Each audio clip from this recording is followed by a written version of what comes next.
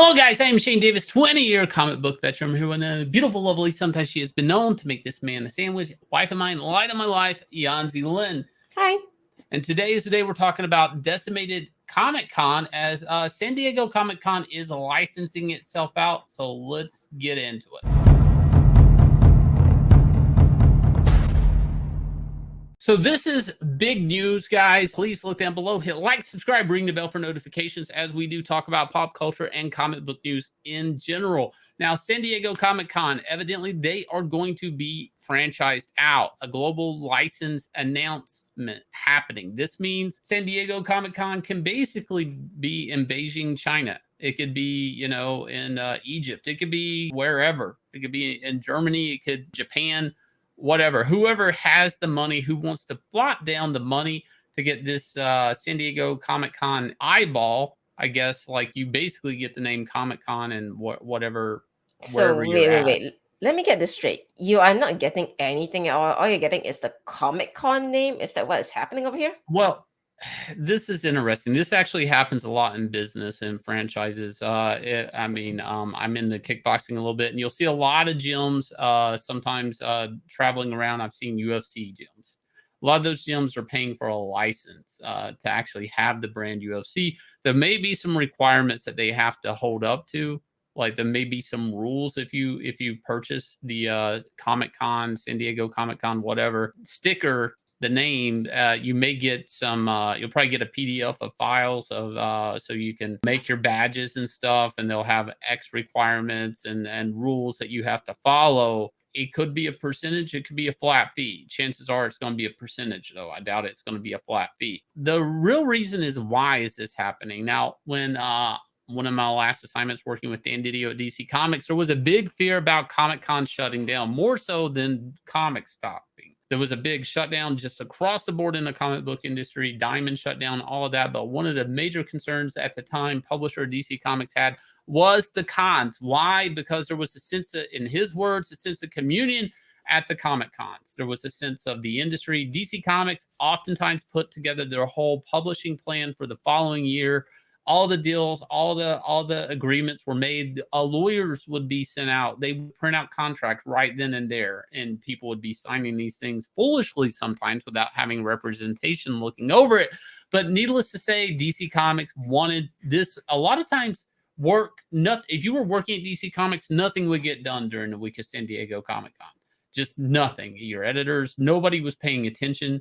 Everything kind of stopped. If you didn't have your script, you weren't getting your script till after San Diego Comic Con. It was just the way it was.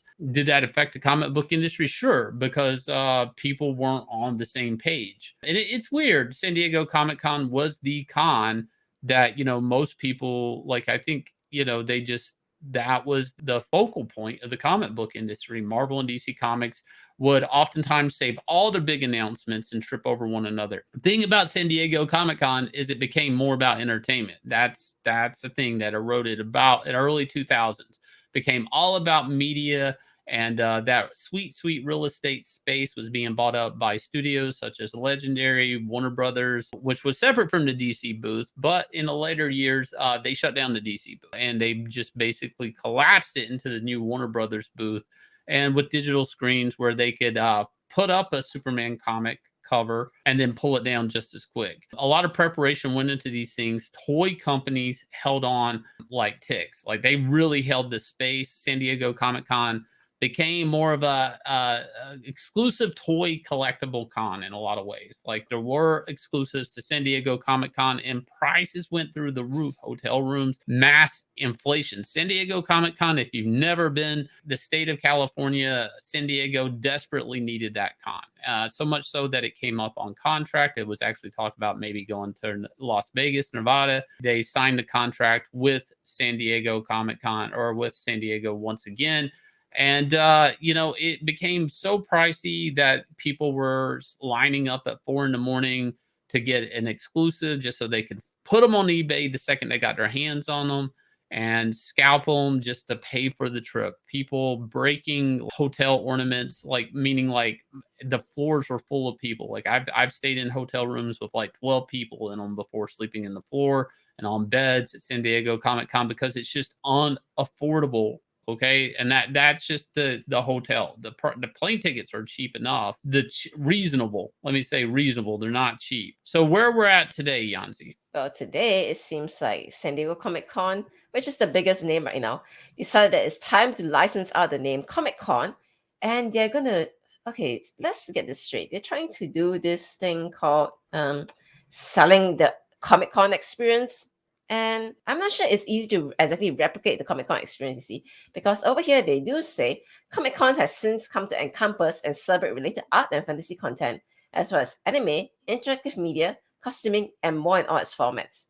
With an increasing many of forums, screenings, exhibitions, and workshops.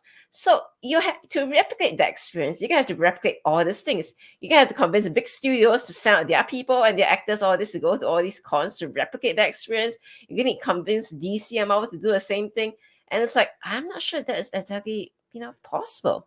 Well, going back like around like 20, I want to say 2012, I was dealing with Legendary Studios a lot, and even the people that work for them in PR were saying that a lot of studios were already starting to move out of San Diego Comic Con for a couple of things, a couple of events like violent events. There was a person that was stabbed in the eye with a pencil over a seat for a Resident Evil trailer, things like that. People breaking out in fights, just over a trailer premiere. The other thing was all these movie trailers, and this is getting outside of comics with San Diego. What happened, that did happen. But San Diego Comic Con would become the event Hall H to premiere your trailer, but they really couldn't combat cell phone technology. Imagine being a studio and all of a sudden you guys are all going to run to San Diego Comic Con and just throw all your trailers out at the same time. It's supposed to be a sneak peek, not even put out online. But you can't control it because of cell phone. Somebody with a shaky phone is going to go up on YouTube like you're at now. Please hit like, subscribe, ring the bell for notifications. And all of a sudden, this fancy trailer that the studio spent so much money on, they and their marketing budgets on, and all of this is now just up in the internet, and it looks blurry, shaky, and there's a fat thumb in the screen of the person holding it. And that's not even talking about them colliding. All these trailers are just bouncing on top of one another at the same time, that they're just drowning out. Whoever's last is the one being talked about the most, and it's all a competition whose trailer's talked about the most. And it just becomes kind of like a fruitless venture. It's like, so some studios, and Disney was one of them, were actually trying to build an event, DX23, I think, outside where they would actually premiere and control the content of the Disney movie. Where we're at today in COVID is, DC fandom experience, all the DC shows, the DC movies, the DC video games, all that stuff DC Comics and Warner Brothers would probably put out through San Diego Comic Con. They're already going virtual with it. Why? Because San Diego Comic Con can't do virtual cons. The last couple of years they've done virtual cons. I mean, their views are not great. Well, not to mention you have people like Tom King coming on, making some crazy tweet, and then he hijacks the whole damn weekend, and there goes all your marketing budget. Right. So the trick is San Diego Con was good at controlling that physical space. Virtually not so good. And there's some numbers coming out about just what does this mean about cons in general, talking about New York Comic Con. And there was some interesting, alarming numbers here that tell us why San Diego Comic Con's doing this.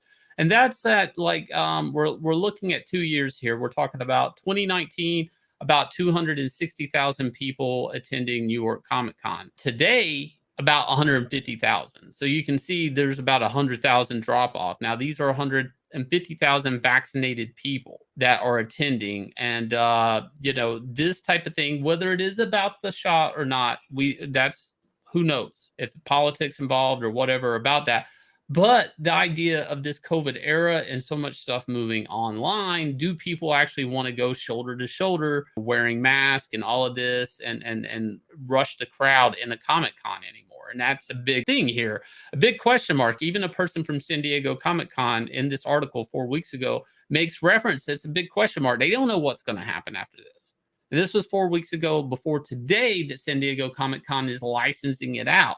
This is a reaction to, is there a stability in cons in the future? One, by foot traffic.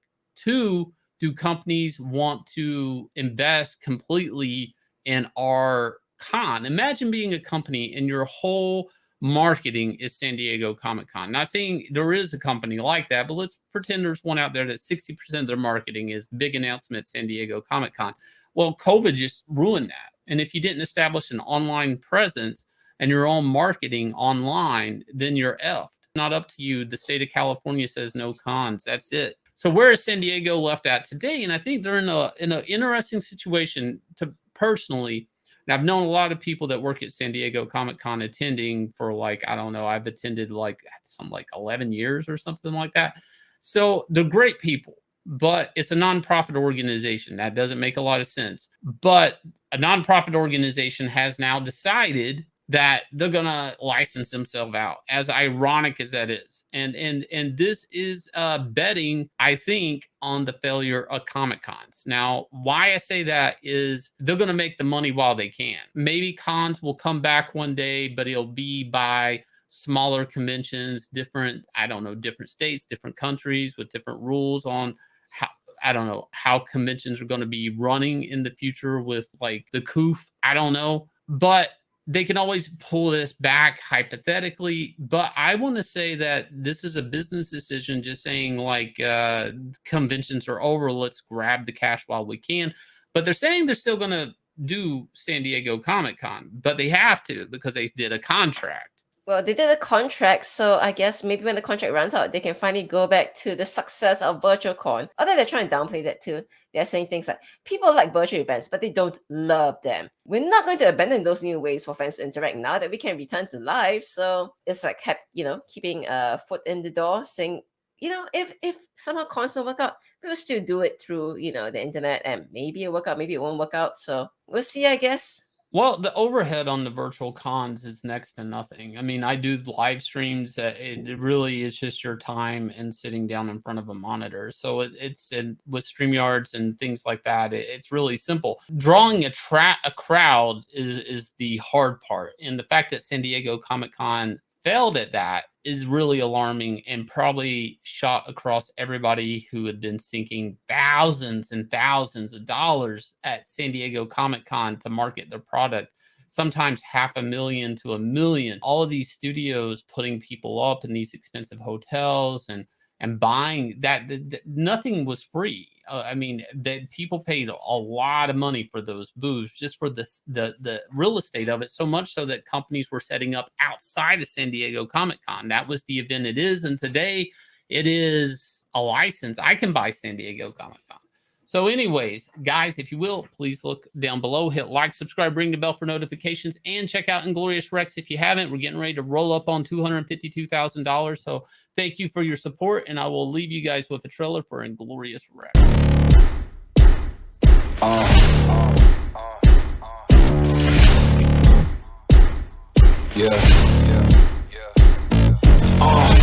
Pardon me and my tone. You can't step to my throne. They ain't working like me. I did this on my own. You asking where we been, huh? I don't know where to begin, huh? All this dirt on my skin. I just came here to win. I'm more than a man, I'm a monster. Somebody call a pastor, doctor. I got a 6 cents for a prostate. So now I'm coming for the whole roster. It's not a game, why you playing with me? You could double back, lose track, try and hang with me. It must be in my veins, something you can't tame, cause I break the chains. Can't control me. I got the power.